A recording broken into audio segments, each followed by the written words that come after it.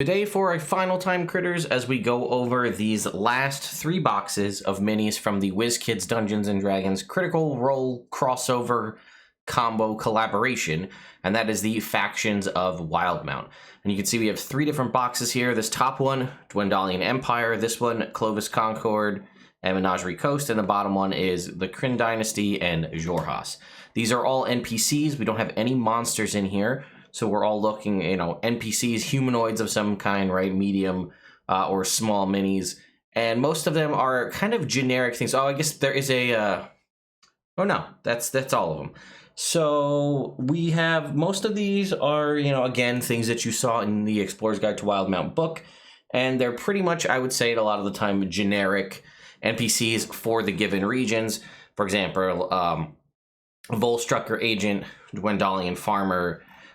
we've got things like a Lotus Den Halfling, Kryn Noble, a Blood Hunter, a Pallid Elf, and so on. The only one I was able to see by looking through these that seems to actually be a specific named NPC is Pumat Soul is in this one here. So otherwise, they are all just kind of generic NPCs, so they could be usable for you to represent, to be those NPCs if you need them to be.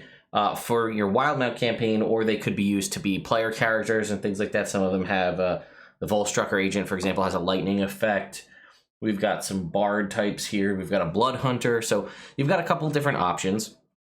These are all, again, coming out on June 2nd, which is next week or maybe this week by the time you're watching it.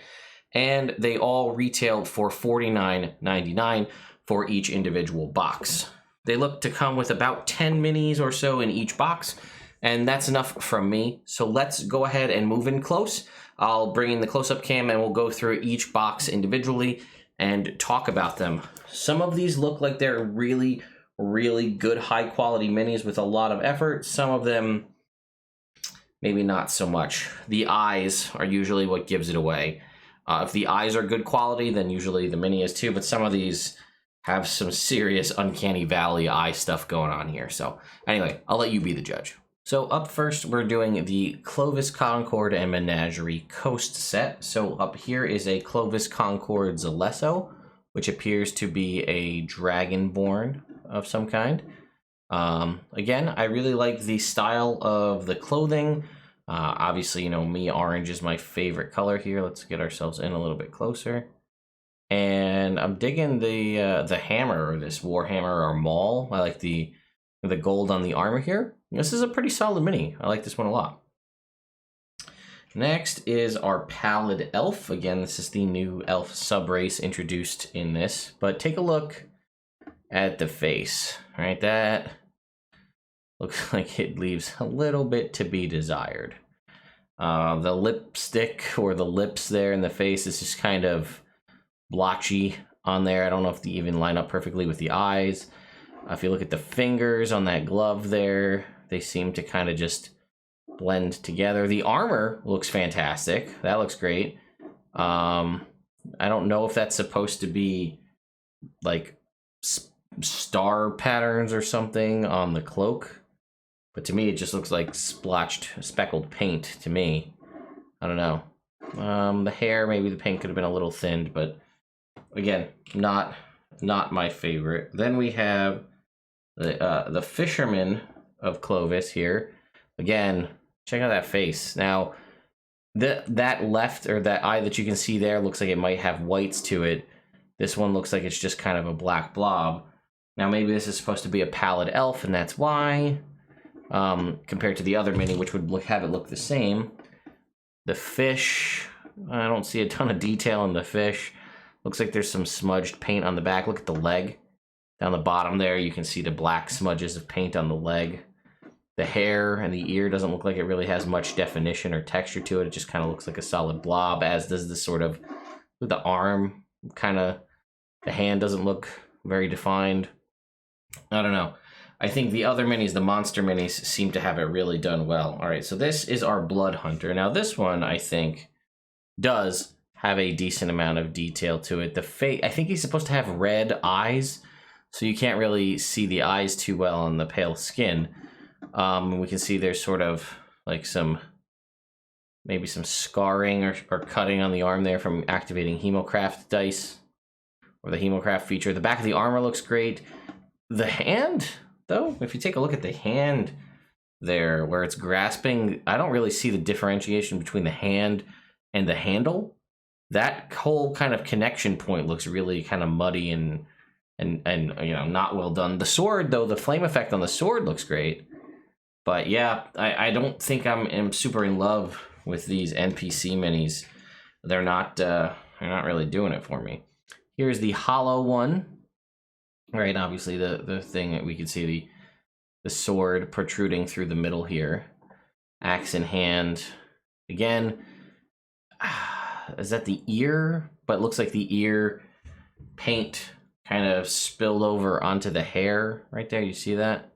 It doesn't, I don't think that's supposed to be like by design. The eyes look a little, the nose is kind of smushed. The hair has some splotchy paint on it, as does the cloak. You can see some splotches of white on there. Little splotch of white right there. You know, the armor, again, the armor doesn't look bad, and even the details, the kind of purple or like light pink or light purple filigree, you know, on there doesn't look bad. Here's our grinner. This is, I think, from the background, but like, look right here. This doesn't look well defined. This is kind of smudging. The bow on the violin there, the fiddle doesn't look great. I don't really see finger definition in the hand. I mean, the backpack looks good. There looks like to be some smudging here on the top of the boot, as well as where the gold is on the legs. The hat came out great. I can see the smiling, that it's an orc smiling there. Very, I think it's supposed to be reminiscent of a kind of a Dr. Dranzel character. Look at here on the leg. Now, I don't know if that's supposed to be like the character is dirty or not, but to me that just looks like smudged paint. Again, this one has probably the best facial expressions and clear face, well done eyes that we've seen thus far in this particular set. All right, this is a Shore Warden soldier. Okay, again, the face, I don't see, like, the face is kind of like smudgy there. Like, it looks like they might have put the paint on too thick, because I don't really see great definition in between the nose and the mouth. Although I will say I can see the little pieces of like the scale on the breastplate here, as well as some details, nice details in sort of the rope, or like the ties here around the middle, the belts, and again, some design on the kind of lower half there. The shield looks great, although I was gonna say slightly warped, but it might be the design of the shield. And then we have this kind of spear here.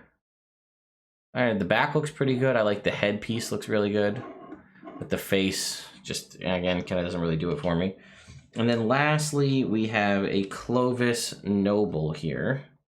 We see a halfling of some kind. And again, the face just kind of, I don't know, doesn't really, it looks weird. It reminds me, oh God, of, I don't know. It reminds me of something. I can't put my finger on exactly what it reminds me of. Like a Muppet, maybe? I don't know. And, you know, while the mixture, I know that they can be colorful characters, if you look at the feet, that doesn't really look like defined parts of shoes or boots. It just kind of looks like a couple of, I don't know. It's not really doing it for me. Again, we saw like the Nurglid looks amazing, the Udak looks amazing. These particular sets of minis here, though, I think there's definitely a little to be desired on them. Again, there are aspects of some that look great. The armor on most of these looked good. I think the Grinner was probably one of the nicest ones we saw. Although, actually, I think the Zalesso, right? The Zalesso has the best, I think, design overall. We can see actual detail on the face and the arms. The armor looks good. I think this mini might be the best one we've seen overall so far. All right, so that was it for the Clovis Concord and Menagerie Coast. Let's move on to the next one. All right, next up is the Kron Dynasty and Jorhas. This is a trader of Kron, so this is kind of just like a marketplace kind of NPC. And I gotta say, I think we're immediately better than we were. I do see a little bit of, I think you guys can see it too, some smudged paint here on the cloak, but not too bad. Definitely, I think, better than the previous ones we looked at. The face does seem to have decent detail on it as well. No real funky thing going on there. And there might be a little bit of smudged paint on that boot. But that one I'll buy as like dirt. This one I feel like fits a little bit better than some of the other ones. All right, then we have a Dunamancy Wizard. And this one I think is very well done. So if we get this one here in focus, now you can see the red eyes kind of the drow. We have the nice transparent magical effect. Dunamancy. There's a little bit, you know, the hair loses a little definition. We have it at the top. We kind of lose it there. We have that black splotch, but all in all, I don't think this one's too bad. The cloak doesn't look too bad. I like the detail on the sort of the chest piece and the armor there. So this one, not so bad. Then we have a Kryn Noble. Again, we're kind of falling into that, the face, the armor I could have maybe liked a little bit more detail on it, or like the dress there, but all in all, not bad. There is a little bit of kind of smudging up here near the hairline. And the sash here. Yeah, not too bad, but the face, again, kind of reminds me more of the older WizKids minis from older lines, where things weren't the best. This is our Graviturgy Wizard. Again, she looks like she's seen some shit. But I like the presence of the spell book as well as the magical effect here in the hand. I like the sort of billowing sash or whatever this is, scarf. We can kind of see, you know what I'm getting from her? Miss Frizzle. You guys get Miss Frizzle vibes with the sort of almost like constellation planet patterns on the dress there, or the, I guess, gown, wizard robes. That's what I'm getting from this. Miss Frizzle, the Graviturgy Wizard. All right, then this one I do like. This is the Echo Knight, although, man, does she have a rosy nosy, let me tell you. Kind of clownish, am I right? Like, that is dark. Like, I know the art has her having a slightly red nose, but that is some contrast there. And like from this angle, her hair looks kind of funky. But you know, she's wielding her axe. But what I thought was really cool was they included an Echo, which is probably one of my favorite minis in the set so far, because it doesn't have paint on it, and I think, you know, it's a nice translucent. I also like that it is in the direct mirrored pose of the Echo Knight. I really like that. I think that looks great. I think they look great as a combo together. So Echo Knight, or the Echo, might be one of my favorites, along with that Graviturgy Wizard. Here is a Dark Elf Rogue. Again, the hair, it just looks like a paint blob. And I'm no expert mini painter myself by any means, and I've definitely painted minis that look similar to this. But I hold, you know, if I'm going to spend the money, $50 on a set of pre-painted minis, like, I want the quality to be there, right? The daggers look a little kind of weak, right? The paint on the daggers. It kind of looks a little blotchy on the armor. I think we're losing definition in the chest piece here. Again, the face and the hair, really, he kind of just looks like, is his hair like supposed to be kind of weird pompadourish? I don't really know. But yeah, and this looks like this. And that might be supposed to be like it folded under, but it kind of looks like maybe the paint spilled over onto the back. We have a Lotus Den Halfling. Oh boy, how about that, huh? The face is just like, I don't know, it just looks funky to me. And the staff, what is even happening? Where is her hand? Where is she holding? What is this staff doing? It looks just like a glob. And then the hair, I can see there's supposed to be like flowers in the hair. But that just, again, and there's the back with the hand there. The bag doesn't look too bad though, and her armor and the chest doesn't look you know, the worst, but I think we've definitely seen better. And then lastly, we have a chronomancy wizard. And like, again, the face is just kind of like, looks slightly distorted.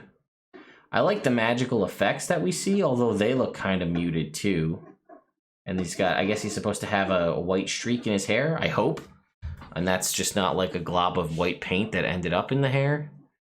But like, you can see where the ear is and meets like kind of the beard. I don't know. Let me know what you guys think. I'm not really seeing it here. All right, well, we've got one more set to go through. Let's see how they do. And last up is the Dwarven Empire. So here's a Dwarven aristocrat. Not too bad. We've got decent, you know, eye definition there. His hand sort of coming out of his belt there. Looks like he's got some, you know, necrosis of the hand there. Something going on. But all in all, not too bad. I don't really see maybe a little bit of paint smudging on the sort of fur coat on the neck. And again, we lose some definition in the hair here, but not in his ear. Looks like it's the length of his head. Or like, I guess maybe that runs down to his neck. I don't know. It's hard to tell. But not the worst. This is the Dwarven aristocrat.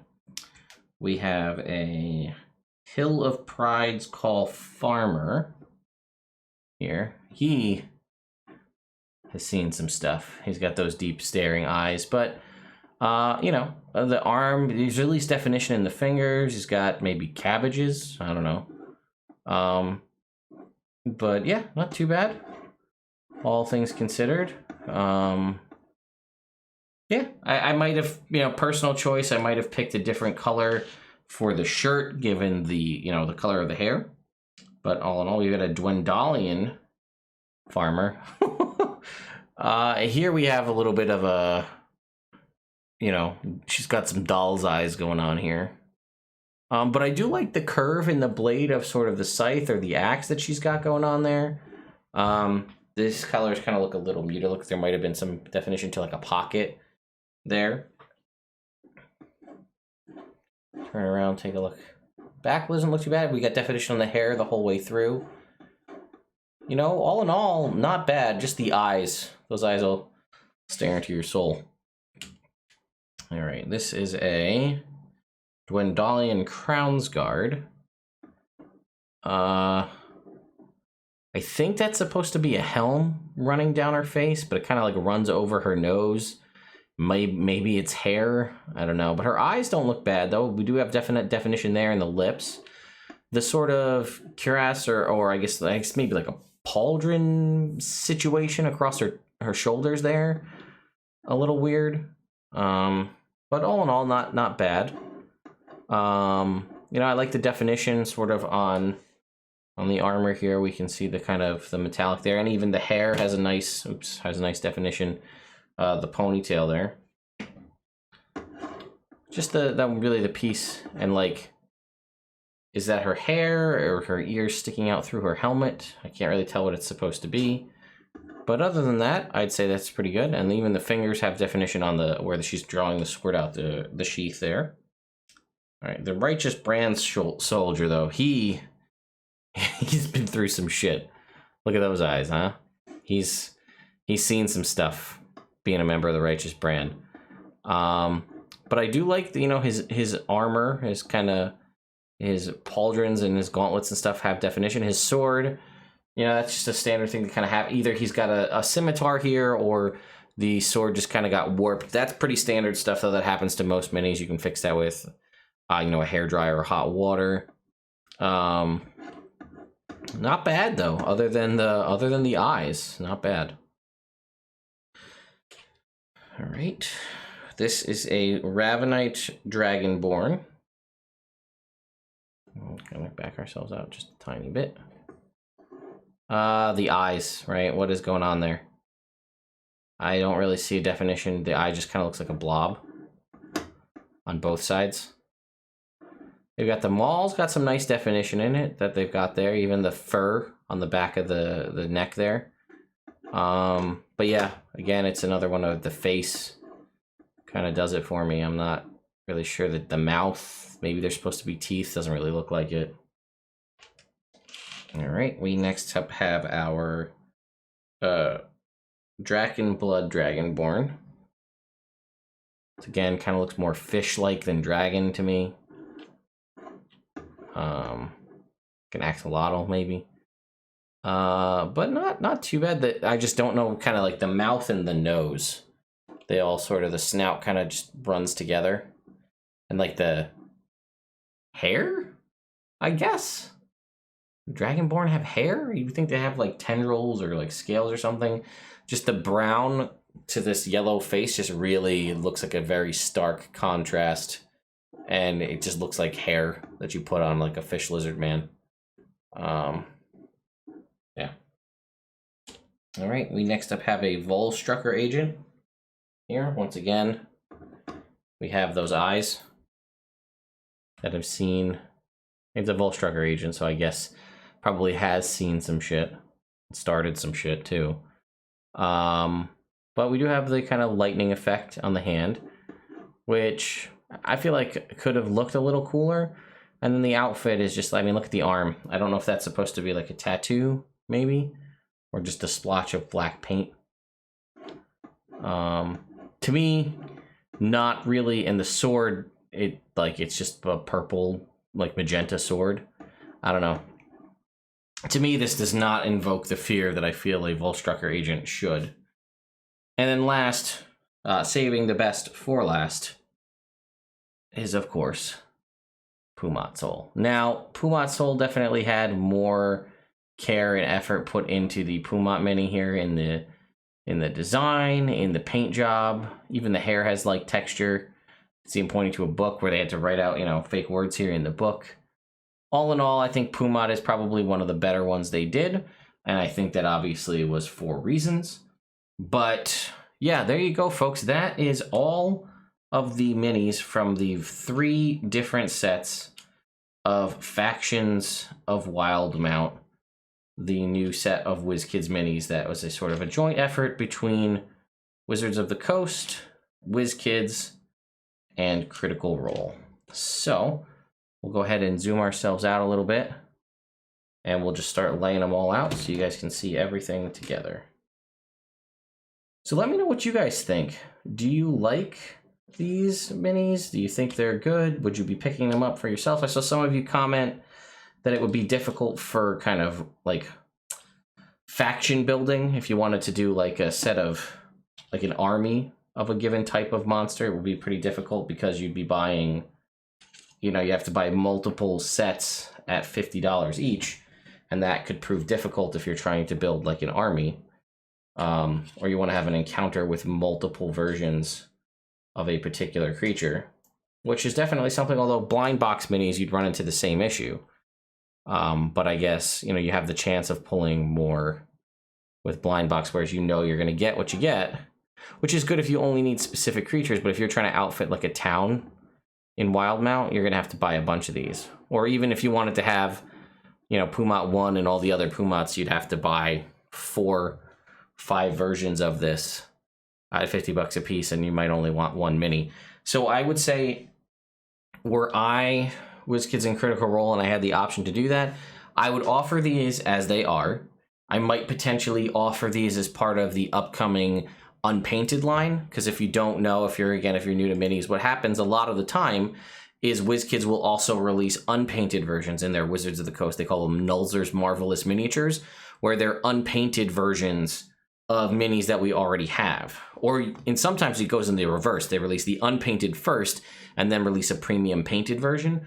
What I would do is, you've released all these. 1, you could release unpainted mini versions of all of these.